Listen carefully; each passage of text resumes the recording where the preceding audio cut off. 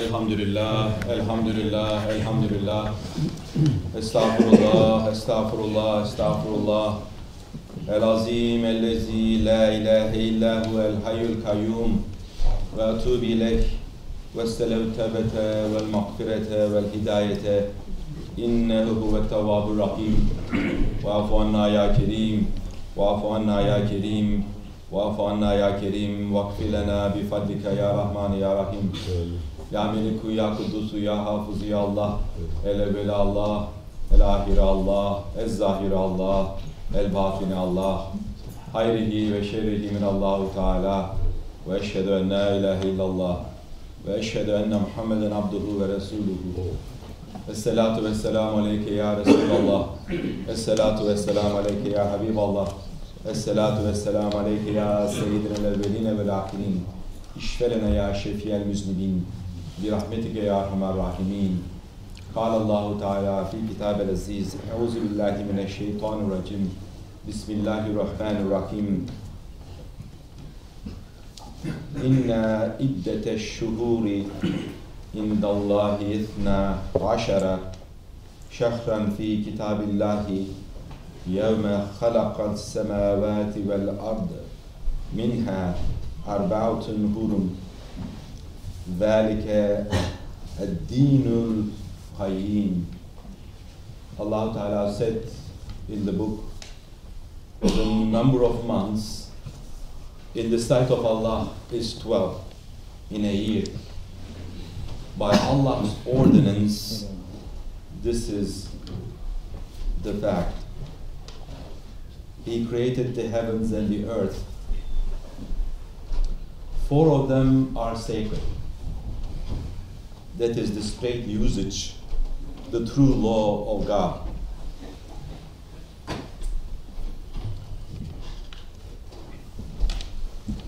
Allah Ta'ala in the book talks about 4 sacred months.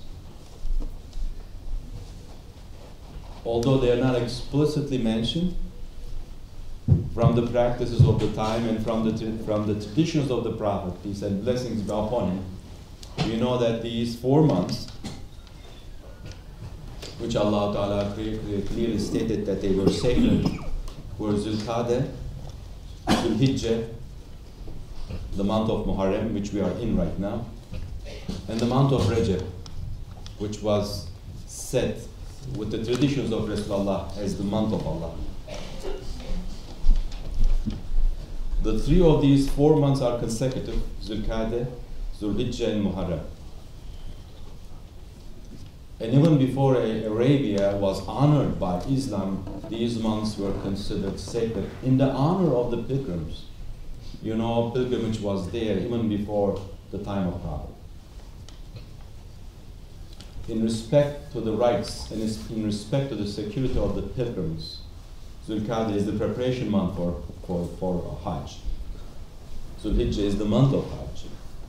And Muharram is the month they come back once they finish their obligations. Also, the month of Muharram is considered the first month in the calendar year, in the Islamic calendar. You know, before the time of Hazrat Umar, there was no calendar. They were not counting the years. Counting the years started at the time of Hazrat Umar with the suggestion of Hazrat Ali, because they had the need to count the years. They started the first year. And they declared that an important event of the time was the migration from Mecca to Medina, and that year was selected as the first year. And the Muharram was selected as the first month because after the Hajj, everybody came back and they started their business. They started their year. And that was why Muharram was selected as the first month of the year. And Muharram has nothing to do with the time of the migration. Hijrah started in the month of Safar, not in the month of Muharram.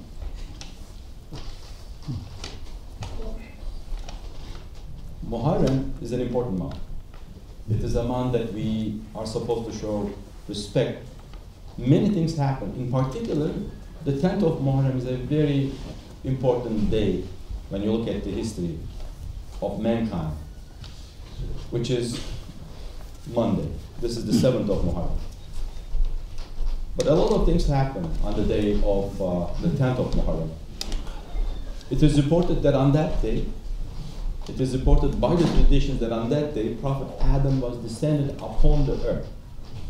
He met Eve in the Mount Arafah on that particular day, 10th of Muharram. The Ark of Noah touched the land, found the land after long days of flood and rain on the 10th of Muharram. Joseph was saved from the well when he was thrown at the well by his brothers on that particular day. Moses spoke to Allah Ta'ala, the one who spoke Allah Ta'ala, Kalimullah, on that particular day. Moses and his people was saved from the tyranny of Pharaoh that day when the Red Sea was split into two and gave them a passage and then closed back again, and Pharaoh and his people died. Jonah was saved, delivered from the belly of a whale on that day, 10th of Muharram. Jesus was attempted to be crucified and he was ascended on that day, 10th of Muharram. All these we celebrate. All these we rejoice. However, one of the most tragic, one of the most sad events that have ever happened in the history of Islam also happened on the 10th of Muharram. That is the martyrdom of Hazrat Hussein. He and 72 members of his family were massacred in Karbala. The sad part of the whole story, not only he and his family was massacred, but at the same time, this wicked, heinous, ugliest crime of the history was committed by people who called them Muslims. You know, Hazrat Hassan and Hazrat Hussein were the beloved grandsons of Rasulullah sallallahu alaihi wasallam. Rasulullah loved his grandsons very much. In one tradition, he said that they heard him praying that, "Oh Allah, I love these children. You love them too, and pray for them." In another tradition, he said that if anyone loves Hassan and anybody loves Hussein, it is like they love me. So if we do not go back into the history, if you don't understand what has happened, if you do not take lessons from the history, then we cannot learn. If we cannot take lessons from the history, we become lessons to the history. All the events of the past, we have to contemplate upon, and we have to understand the meaning of this colossal sacrifice that was done by Hazrat Hassan and Hussein. They sacrificed their lives and the lives of their family, and there must be a reason for it. And all that we have to study, understand the meaning of it, and then try to apply it to our lives. So that these events, these terrible events don't repeat, although it has been happening over and over again. Kerbelas are being built year after year. Muslims are killing everywhere each other because we did not take lessons from the history and could not apply those lessons to our life. The people who killed the beloved grandsons of Rasulullah, Hazrat Hassan and Hazrat, the fact is that they were blinded with the ambition of position, with the desire of becoming a leader, with the desire of collecting the power around them. As simple as that. They were so blinded that they did not care the principles of Islam. They did not have any compassion. They lost their consciousness. The ambition to become a leader, the ambition to have the power blinded their consciousness. Even against the families of Rasulullah. Neither Hazrat Hassan nor Hazrat Hussein had anything to do with this ambition. They were the grandsons of Rasulullah. They were the sons of Hazrat Ali, karamallahu wajhahu. They resided in Medina. They lived in peace. They were loved and respected. In this very intoxicated atmosphere that everybody is trying to do mischief, to be able to get positions, to be able to get the power, to become a caliph, Hazrat Hassan walked away from this position to become a caliph. He walked away from it because when he looked at it, he had a good reason. First of all, this position lost its spirituality and it became a symbol of power, symbol of tyranny, symbol of wealth.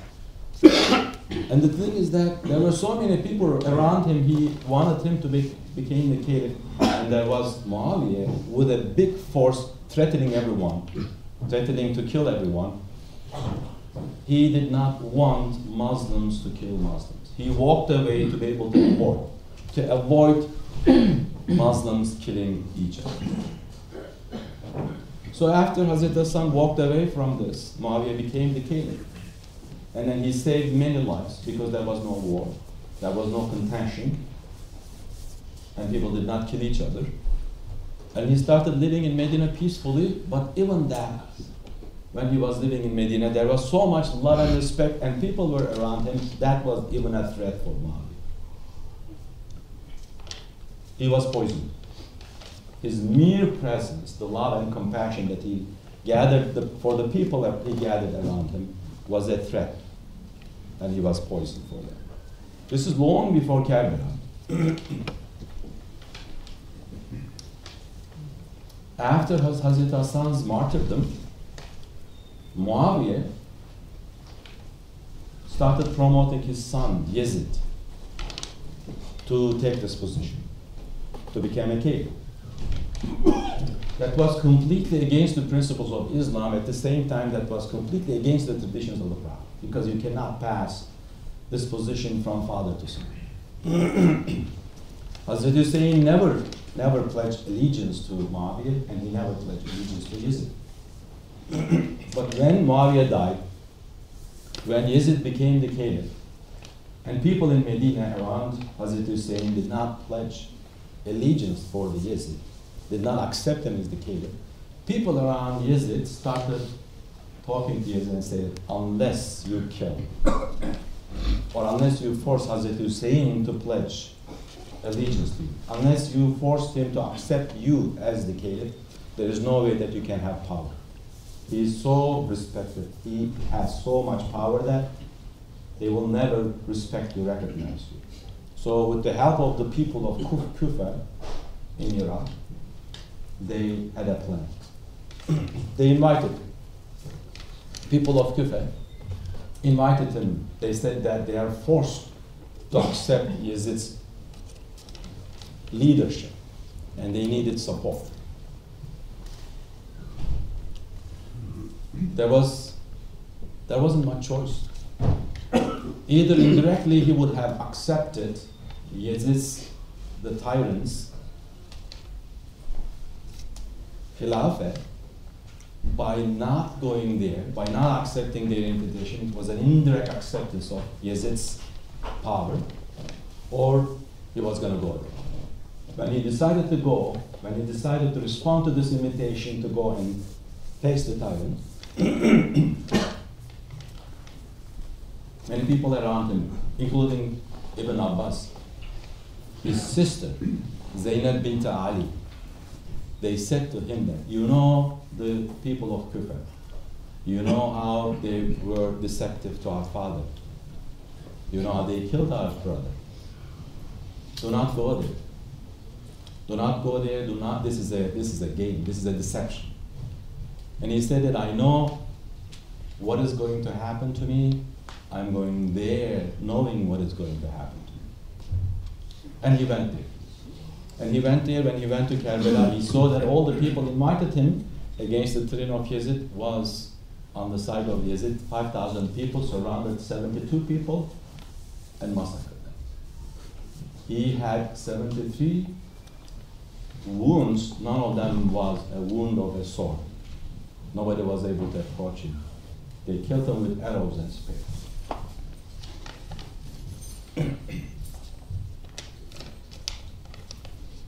When the incident happened,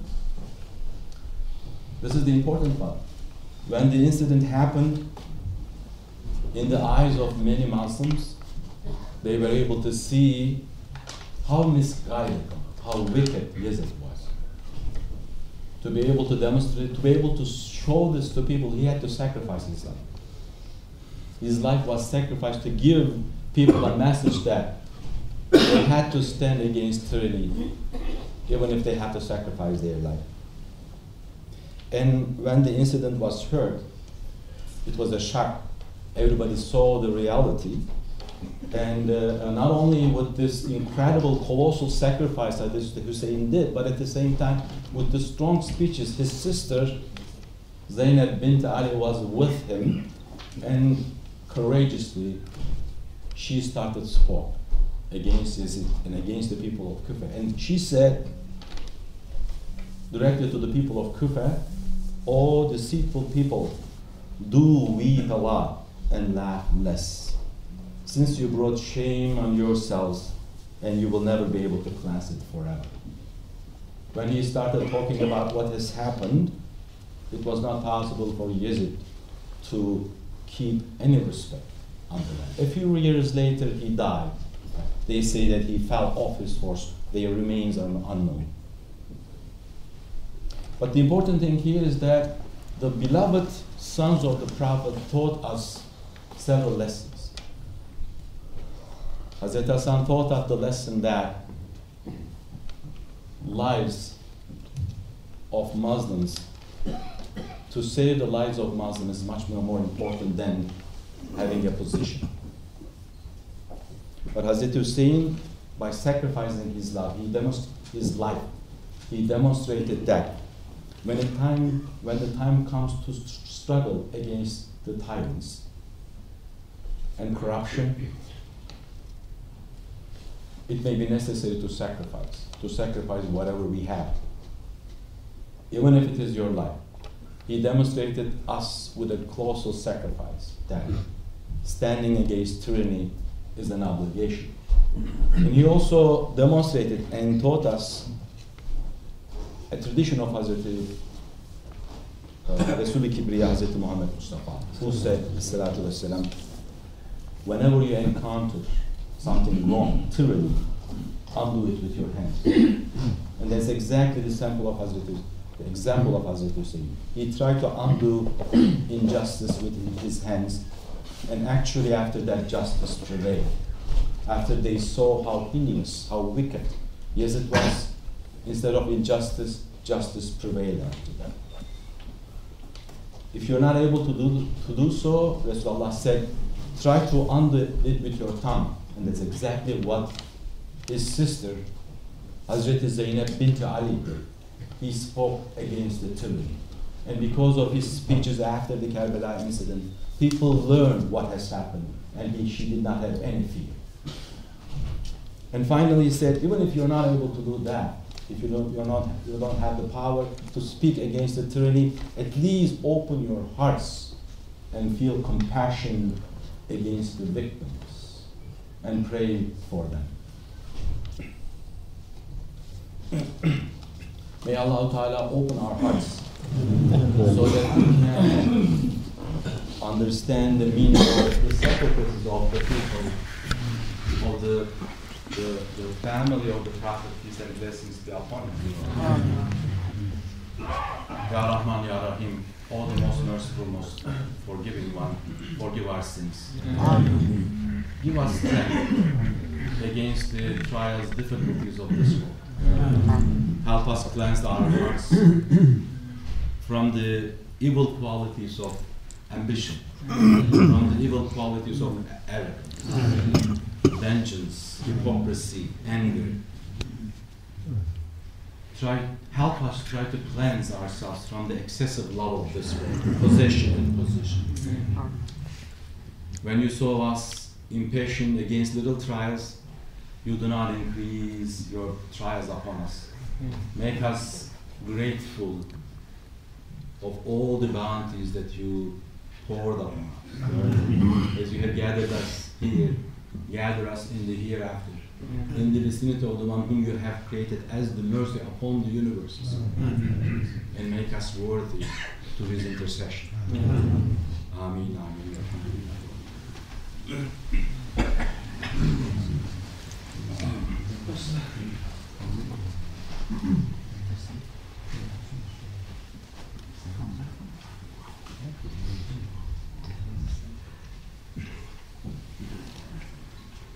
Elhamdülillah, elhamdülillah, elhamdülillah. Allahümme salli ala seyyidina Muhammedin maktelefel melavan ve tehakkadel aslan ve kerrel cedidan ve istakbelel ferdadan ve belid ruhahu ve arvaha ehli beytihi minet tahiyyete ve selam ve barik ve sellem aleyhi kethiren kethiren kethiren ve sallallahu ala seyyidina Muhammedin ve ala cemil enbiyayı vel murselin ve levliyayı ve salihin ve ala melâketike vel mukarrabin ve ala ehli taatike ecmaîne min ehli semâvâti ve ehli ebedîn ve rıdvanullahi Teala ala ali Resulullah ve ashabihi ecmaîn. Amin. Amin.